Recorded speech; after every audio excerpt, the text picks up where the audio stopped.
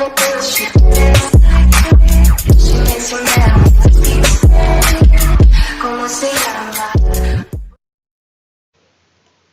arkadaşlar, ben Furkan. Bugün App Inventor'la hesap makinesi yapma işlemimizin ikinci videosundayız. Şimdi size birkaç tane şey söylemem gerekiyor. Ben geçen sefer yanlış yapmışım. Buraya label eklemişim 2 defa. Bunları textbox'a gönderdim ve sayı 1 ve sayı 2 adında 2 isim verdim. Şimdi sizlerle beraber evet, bir de şunu unutmuştum. Şu an sadece yazılar, daha doğrusu sadece harfler kullanılsın istiyorum. Onun için numbers only diyorum textbox 1'e ve textbox 2'ye de yine aynı uyarıyı bulunuyorum ve blok kısmıma geçiyorum. Blok kısmında şimdi sizlerle beraber 3 tane değer oluşturmam lazım öncelikle. Bu değerlerini çekiyorum ve değerlerin içine şunları yazıyorum. Sayı 1 nasıl yazmıştım bu tarafta? Keşke bir dikkat etseydim aslında. Sayı 1. Evet.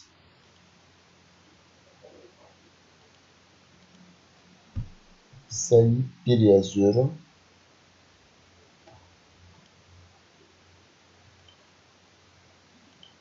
Sayı 2 yazıyorum.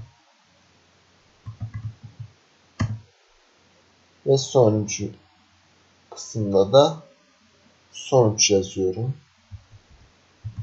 Şunu küçük yapayım bari. Sonuç yazıyorum.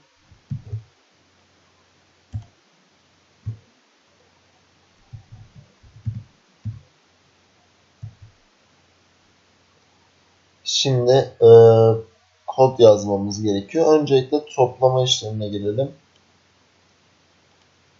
Buton topla, ben klik ekliyorum. Yapacak. Global sayı bir değerini alsın. Şimdi bunu aldığında matematik işlemlerine gelelim. Aslında şu şey yapayım. Bir saniye. Global 2'yi alsın. Ve global 3'ü yine alsın. Şimdi bunları yaptığımızda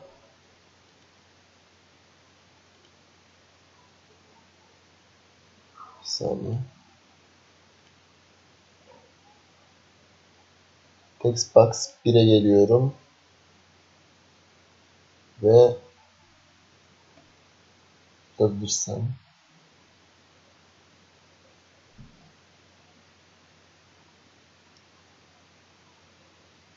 sayı 1, text 1. Bunu 1'e ekliyorum. İkinci de yine textbox sayı 2 text'e ekliyorum. Üçüncüde ise farklı bir işlem yapacağız sonuç kısmında.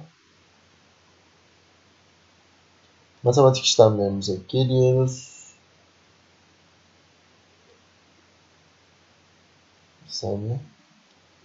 Yanlış bir işlem yapmak istemiyorum. Evet. Toplamayı getiriyoruz buraya. Ve global sayı 1 değerimizi alıyoruz yeniden. Bunlar üzerinden işlem yapacağımız için. Sonrasında global sayı 2 değerini alıyorum. Ben şuraya aslında atamayı da unuttum. Değer atamayı da unuttum. Onu da yapacağız şimdi. Şunu seçiyoruz ve sonrasında label sonuç kısmına, işlem sonuna geliyorum ve görebilirsem bir saniye bekleteceğim.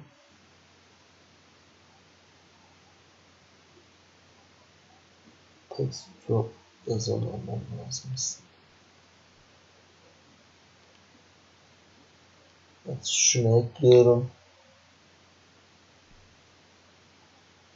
Ve get sonucu getiriyorum. Get sonuç.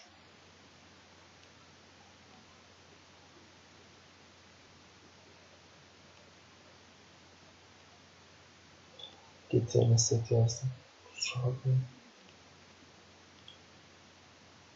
Get sonucu getiriyorum buna.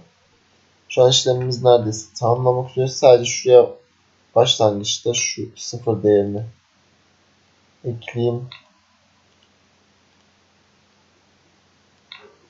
Şu an işlemimiz tamam. Toplama işlemine geçelim. Bizim BlueStacks'te var. Zaten şu an şuraya 11 yazıyorum. Şuraya da 1 yazıyorum. Toplama işlemimizi yapsın. 12 buluyor.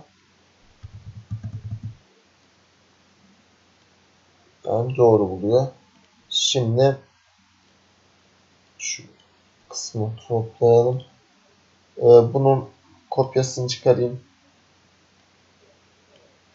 Sadece şöyle yapacağız. Bölme işlemini ekliyorum. Şu kısmı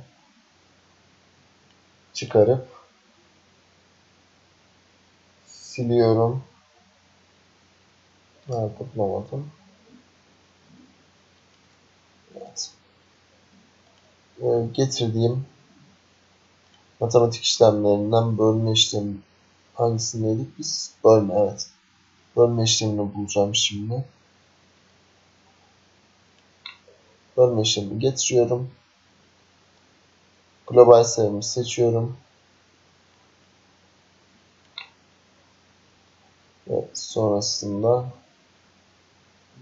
global sayı 2'yi seçmişim ben yanlışlıkla. Global sayı şöyle seçiyorum. Global sayı birimi. Bir daha deneyelim. Tekrara girmeyelim diyorum çok fazla. Şöyle 8'e 2 yapalım. Ve bölme işlemini yapsın. Sonucumuz 4 buldu. Benim anlatacaklarım bu kadardı. Dinlediğiniz için teşekkürler. İyi günler dilerim.